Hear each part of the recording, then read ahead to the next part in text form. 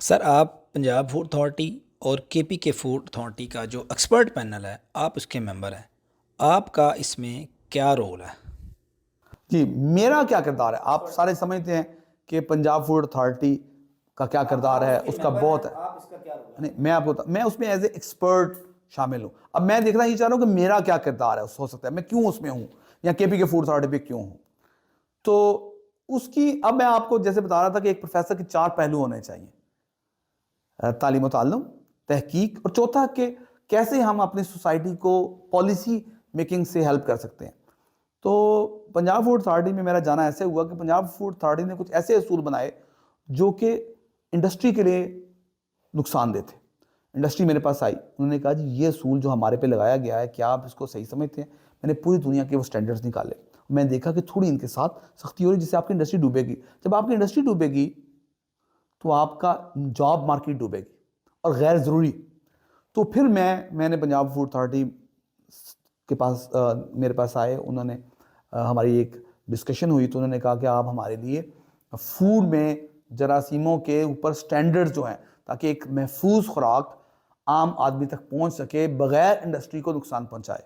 تو اس کے درمیان جو رولز اینڈ ریگولیشنز تھے اس میں اب میرا بڑا کردار ہے. جتنے بھی میجرلی مائکروبیولوجی سے رولز بنتے ہیں اس سب کے اوپر وہ میرے انڈورسمنٹ ہوتی ہے. ہم دیکھتے ہیں کہ وہ کون سے سٹینڈرڈز، کس ملک کے سٹینڈرڈز ہمیں یہاں اپلائی کرنے چاہیے، کس طرح کی ہمارے لوکل گراؤنڈ ریئلٹیز ہیں، ان میں ہمیں کیسے ہم اپنے فوڈ سیکیورٹی کو یعنی خوراک کی دستیابی کو اور اس کی فوڈ سیفٹی کو یعنی کہ اس کی محفوظ ہونے کو ہم کیسے انشور کر سکتے ہیں.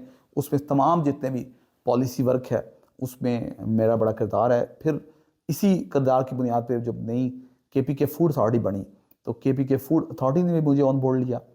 تو اس وقت میں نے کے پی کے فوڈ اتھارٹی میں یعنی کے پی کے میں جو ٹیسٹنگ ہے، میں سمجھتا ہوں کہ خوراک جب بھی آپ کی صحیح طریقے سے ٹیسٹ ہوگی، یعنی جو بھی انڈسٹری فار ایگزامپل آپ کی انڈسٹری بنا رہی ہے، مرغی کا گوشت بنا رہی ہے، تو کیا مرغی کے گوشت میں سے کوئی جراثیم تو نہیں جا رہے، یا میٹ ہے کوئی اور لارج اینیمل میٹ ہے تو کوئی جراثیم تو نہیں جا رہے. اس کے لیے آپ کو ایک ٹیسٹنگ سسٹم ہونا چاہیے آپ کے پاس. تو کے پی کے پاس نہیں تھا. تو پھر ایک United Nation Industrial Development Organization کا ایک پروگرام تھا، میں نے ان سے رابطہ کیا. میں نے ان سے کروڑوں کی مشینری لے کر کے پی کے میں ایک نئی لیب بنوا کے دی انہیں. اور وہ اس میں کے پی کے گورنمنٹ بھی نے مجھے شکر گزار بھی ہیں، اور میں بھی ان کا شکر گزار ہوں کہ انہوں نے مجھے خدمت کا موقع دیا. تو وہاں پہ بھی ہم نے ایک لیب ڈیولپ کی جو بھی اپنے تکمیل کے مراحل میں ہے اور بڑی state of the art lab ہے، جو کہ بیسکلی تو وہ سارا سٹرکچر کے پی کے گورنمنٹ کی تھا، لیکن اس میں کچھ اکوپمنٹ جو کروڑوں کی مدد کا تھا وہ ہم نے ایک کوشش کر کے United Nation Industrial Development Organization سے، یونیڈو ہم اسے کہتے ہیں، یونیڈو سے لے کے پیسے وہاں پر انویسٹ کروایا. انہوں نے میری رائے کو تسلیم کیا یونیڈو نے کہ واقعی کے پی کے میں میٹ کی ٹیسٹنگ کے لیے لیبز ہونی چاہیے تاکہ عام آدمی تک جب گوشت پہنچے تو وہ صحیح کوالٹی کا گوشت پہنچے اور انڈسٹری کو بھی اس کا فائدہ ہو. تو یہ میری دوسری کنٹریبیوشن تھی جو کہ میں سمجھتا ہوں میرے نالج کا ایک صحیح اپلیکیشن تھی جو میرا سبجیکٹ ہے. تو مجھے الحمدللہ اس پہ بھی میری بڑی اچھی کنٹریبیوشن ہے.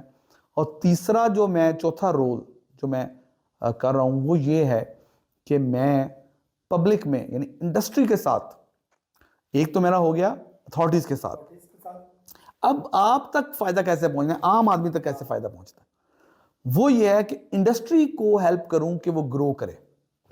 تو میں کے این اینز، سیبروزو کے جتنے بھی ہیں ان کو لیبز ڈیولپ کروا کے دی.